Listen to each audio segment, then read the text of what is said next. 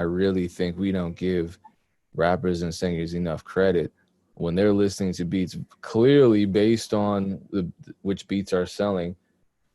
Um, they're looking subconsciously or consciously for a beat that has that space for their vocals.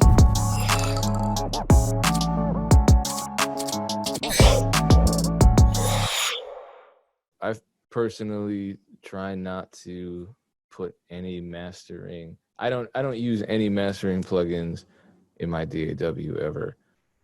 I know Ozone 8 is a great piece of software.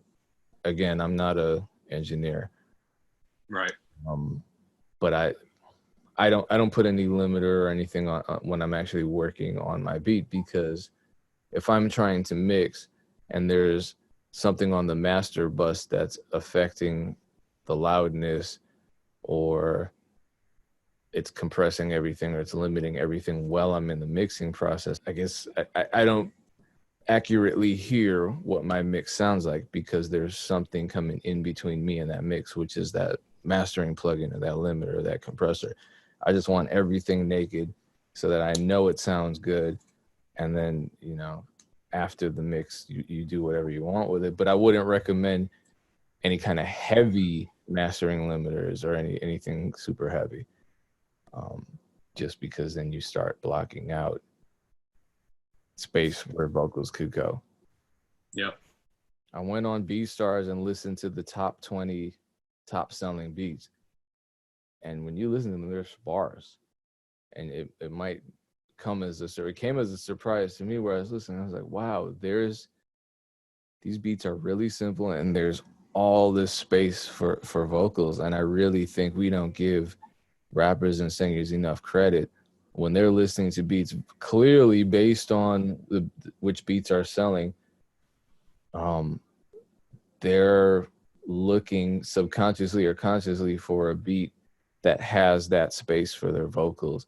And if Yep. they can't hear their vocals in that space, it might confuse them, it might turn them off, and then you don't make that sale. It's So it's funny you said that, because I was I've been posting like a lot of content to my Instagram, and this is one of the topics that I thought about literally today as I was getting out of the shower. I was like, because I've been having some like private online producer sessions. I had one last night and I had one Sunday, and I was, listening to beats, giving them feedback, and a couple of them were just like severely overproduced, and they were like, yeah, I want to work with artists. And I was like, I just don't know how you're going to be able to fit any vocals on this, because there's just so much going on. And so I was thinking about making that into a little Instagram video today, and just talking about, warning producers not to overproduce. And if your main goal is to work with artists, you want to make sure you're carving out that space for arguably the most important instrument, which is the vocals, to finish the track. So definitely important. Less is more in most cases. And you listen to a lot of, like, not just on BeatStars, but you listen to a lot of just like Billboard top 10 records, especially in hip hop. They're very like simple. They're very stripped down. I'm sure there are exceptions to that scenario, but I can't really think of any right off top. But they're always just like too, simple. I listen to a lot of old music too, when I'm in my car, since my satellite radio subscription ended, because the car is over 6 months old or whatever. But the a lot of 80s music, a lot Yeah, of rock music, when I listen to it, I hear the vocals being crowded out, especially when there are these crescendo moments when they're building up all of this sonic energy, usually towards the chorus, and you listen to it and you think, damn, there's so much going on. There's a lead guitar, there's a rhythm guitar, there's a synth, and then there's the vocal track. And oftentimes I'm listening and I think, damn, I would have mixed that differently. I know nothing about mixing. I would have no business in the 80s mixing any of these legendary rock albums. but you do hear vocal clarity being compromised based on how much is going on in that track. And that's something you don't really hear in modern music. Uh, and I think it's just because things have changed with regard to how mixing is done, how mixing is approached, and so forth. So that's something to definitely keep in mind as you're making these beats and uploading them. Right. So I'm just gonna share my screen and show you what I do. This could be a complete disaster because I was just working on this beat, and everyone can see my screen. Yep. Yeah, I was working on this beat 6 feet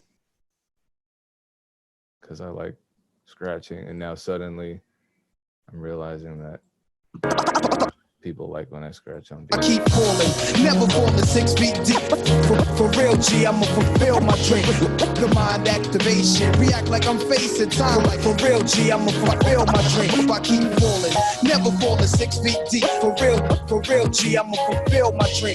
The mind activation, react like I'm facing time. Like for real, G, I'ma fulfill my dream.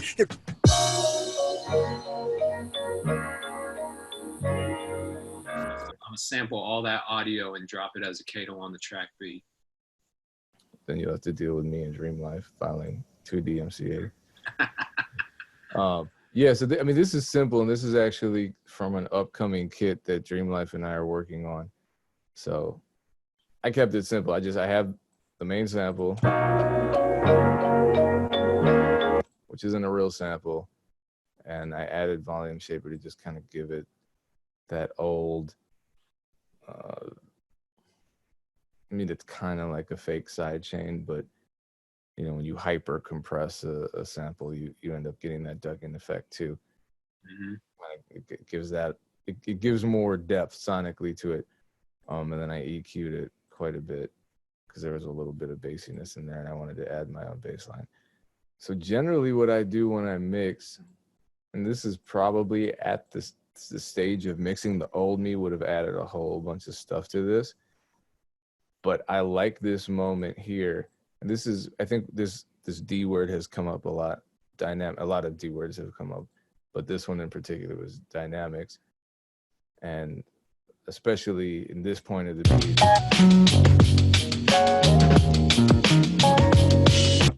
things get stripped down because I want to really showcase the vocals. And that creates a totally different emotion in the beat, right? Instead of this part where everything's present and full. Falling, never falling 6 feet deep. For real. Now you have So this. that's You said what? So the purple track, that's the drum track, right? Underneath that one. That Yeah, I'll break that stuff down. So I'll show you how I mix, and I just kind of I see sounds as having their own position, and so I always put vocals at the top.